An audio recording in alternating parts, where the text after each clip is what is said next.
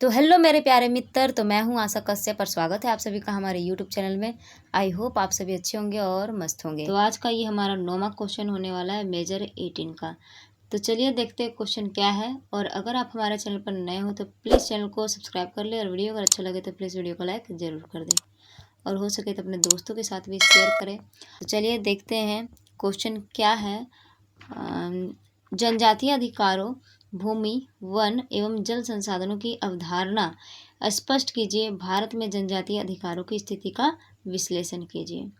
तो ये हमारा जनजाति से रिलेटेड क्वेश्चन होने वाला है। इसके पहले भी हम लोगों ने एक क्वेश्चन देखा जनजाति से रिलेटेड। तो अभी इसमें बहुत सारी जनजाति के बारे में पढ़ना है। हो, चेरो, गोंड, ये सारी जाति जो है उन लोगों के बारे में, असुर जाति, ये सभी के बारे में पढ़ना है। तो धीरे धीरे हम लोग सारे जाति के बारे में जानेंगे। इसमें भारत की कुछ जनजातियों के बारे में पढ़ना है, फिर झारखंड के जनजातियों के बारे में पढ़ना है। तो हम लोग धीरे धीरे सभी को कवर करेंगे, ठीक है। तो चलिए आज हमारा 9वां क्वेश्चन है। तो क्वेश्चन को पढ़ लिए, अब हम लोग आंसर को जानते हैं। तो क्या है, भारत में जनजातीय समाज देश की सबसे प्राचीन और प्रकृति से जुड़ी हुई आबादी मानी जाती है। ये लोग मुख्य रूप से जंगल, जमीन और जल स्रोतों पर आधारित जीवन जीते हैं।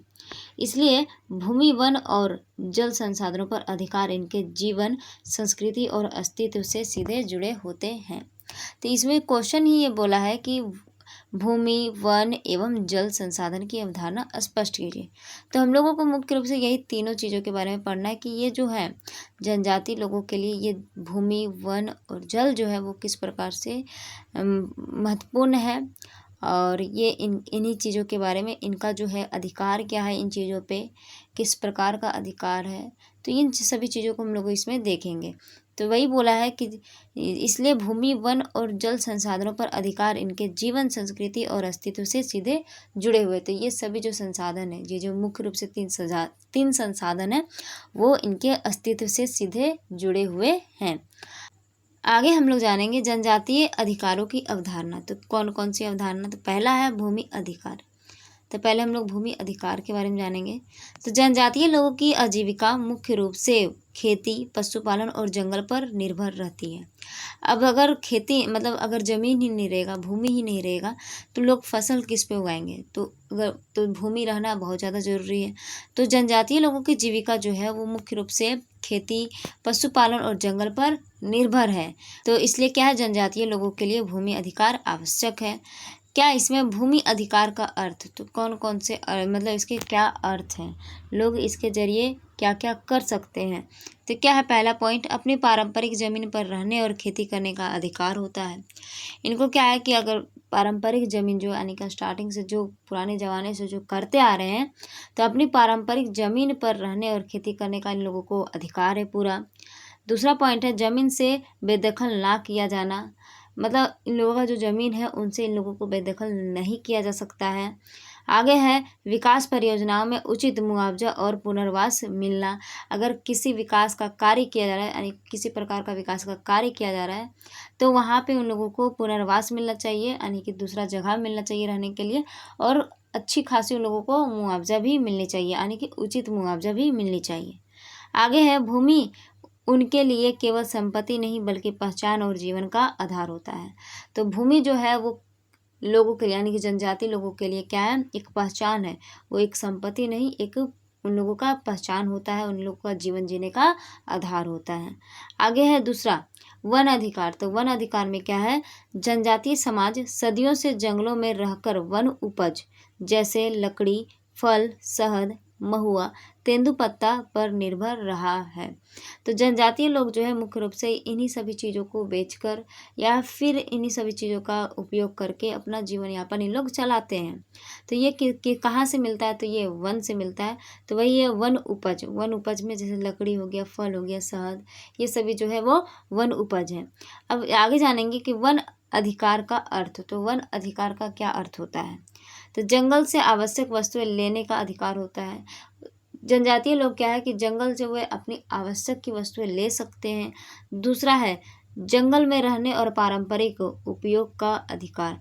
तो जंगल में वो रह भी सकते हैं और पारंपरिक उपयोग, वहाँ की जो चीज़ें हैं उन लोगों का वे जो है वो उपयोग कर सकते हैं बढ़िया से। वन संरक्षण में भागीदारी और वन संरक्षण में भी भागीदारी ले सकते हैं। आगे है, भारत सरकार ने इस उद्देश्य से वन अधिकार अधिनियम 2006 लागू किया ताकि जनजातीय लोगों को कानूनी मान्यता मिल सके।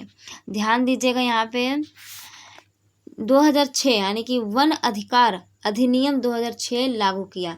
तो ये वन अधिकार अधिनियम जब भी पूछा जाएगा ऑब्जेक्टिव में, अगर पूछा कि वन अधिकार अधिनियम कब लागू किया गया, तो लागू किया गया अगर पूछेगा तो हम लोग आंसर देंगे 31 दिसंबर 2007 लागू किया गया अगर पूछे तो।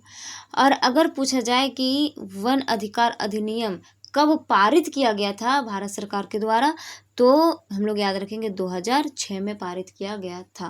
पारित करना 2006 और लागू करना, मुख्य रूप से लागू करना कब, तो 31 दिसंबर 2007। तो ये याद रखिएगा, ठीक है।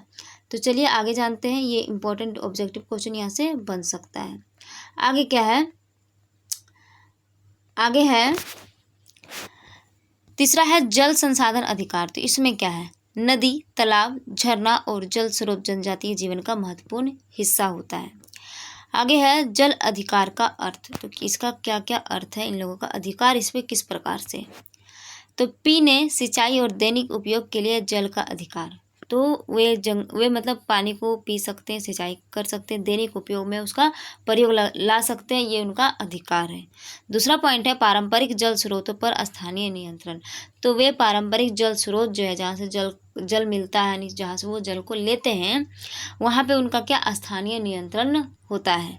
आगे है तीसरा जल संसाधनों से आजीविका प्राप्त करने की स्वतंत्रता। तो इन लोगों को जल संसाधनों से आजीविका प्राप्त करने की भी स्वतंत्रता होती है। आगे जानेंगे भारत में जनजातीय अधिकारों की स्थिति।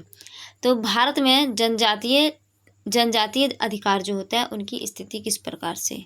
तो भारत के कई राज्य जैसे झारखंड, छत्तीसगढ़, उड़ीसा और मध्य प्रदेश में बड़ी संख्या में जनजातीय लोग रहते हैं।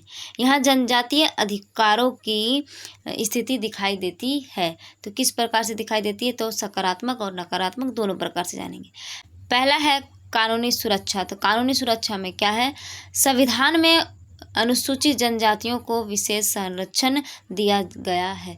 तो संविधान में बताया गया है कि जो अनुसूचित जनजाति जो है उन लोगों को विशेष रूप से अधिकार प्रदान है, ठीक है, ये संविधान में दिया गया है। आगे है दूसरा है वन अधिकार अधिनियम से कई परिवारों को जमीन का अधिकार मिला है। तीसरा है शिक्षा, स्वास्थ्य और रोजगार के लिए सरकारी योजनाएं चलाई जा रही है। आगे है, तो ये हमारा कुछ हो गया सकारात्मक स्थिति जो भारत में दिखाई देता है। आगे है इसकी क्या समस्याएं हैं, यानी कि नकारात्मक बोल सकते हैं। तो इसकी क्या क्या समस्याएं हैं और चुनौतियां क्या हैं। पहला क्या है, विस्थापन की समस्या। तो इनका क्या है कि विस्थापन की समस्या यानी कि बेघर हो जाना, उनका जमीन छीन जाना।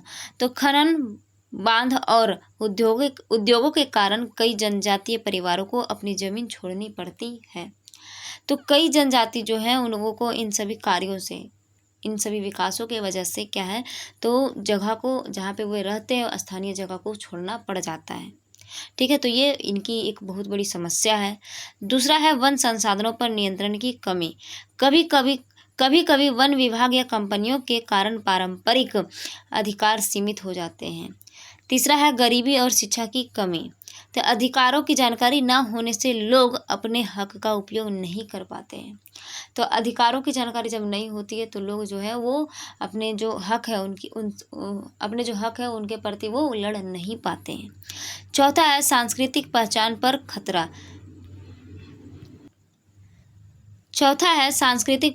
खतरा। तो क्या है, आधुनिक विकास और बाहरी प्रभाव से पारंपरिक संस्कृति कमज़ोर होती जा रही है। तो आधुनिक जो मॉडल विकास है, यानी कि जो मॉडल डेवलपमेंट है और बाहरी प्रभाव से पारंपरिक संस्कृति कमज़ोर होती जा रही है।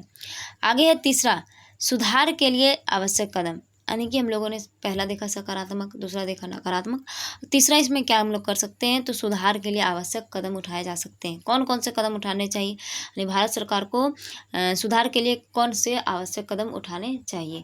तो क्या है, पहला, जनजातीय लोगों की सहमति से विकास कार्य करने चाहिए, तो उन लोगों को समझा कर सहमति पहले लेना चाहिए। दूसरा है सही पुनर्वास और रोजगार की व्यवस्था होनी चाहिए। तीसरा है शिक्षा और अधिकारों की जानकारी देना चाहिए। चौथा है जंगल और पर्यावरण की सुरक्षा। और पांचवा है स्थानीय समुदाय की भागीदारी बढ़ाना। तो ये हो गया कुछ आवश्यक कदम जो भारत सरकार के द्वारा उठाना चाहिए। तो ये हमारा हो गया जनजातीय लोगों के जनजातीय अधिकारों की भूमि, वन एवं जल संसाधनों की अवधारणा। तो आई होप आप लोगों के लिए यूज़फुल रहा हो और आप लोगों को समझ में भी आया हो। आप लोगों को ये जो है सिर्फ पढ़ना है और खुद से आप लोग इसको लिख सकते हो। कोई ज़रूरी नहीं है कि आप लोग रटिएगा उसके बाद आप लोग लिखिएगा। आप लोग सिर्फ पढ़िए, अच्छे से देखिए, 1-2 बार वीडियो को देखिए, उसके बाद आप लोगों को खुद समझ में आ जाएगा कि लिखना क्या है। और जो मेन पॉइंट वगैरह है उसको सिर्फ आप लोग याद कर लीजिएगा, बाकी आप लोग खुद से लिख सकते हो, ठीक है। तो चलिए, और बहुत ज़्यादा गर्मी है तो आप लोग अपना ख्याल रखिएगा, धूप में ज़्यादा ना निकले और अपना ख्याल रखिएगा, ठीक है। तो चलिए मिलते हैं नेक्स्ट वीडियो में, अभी के लिए इतना ही, धन्यवाद।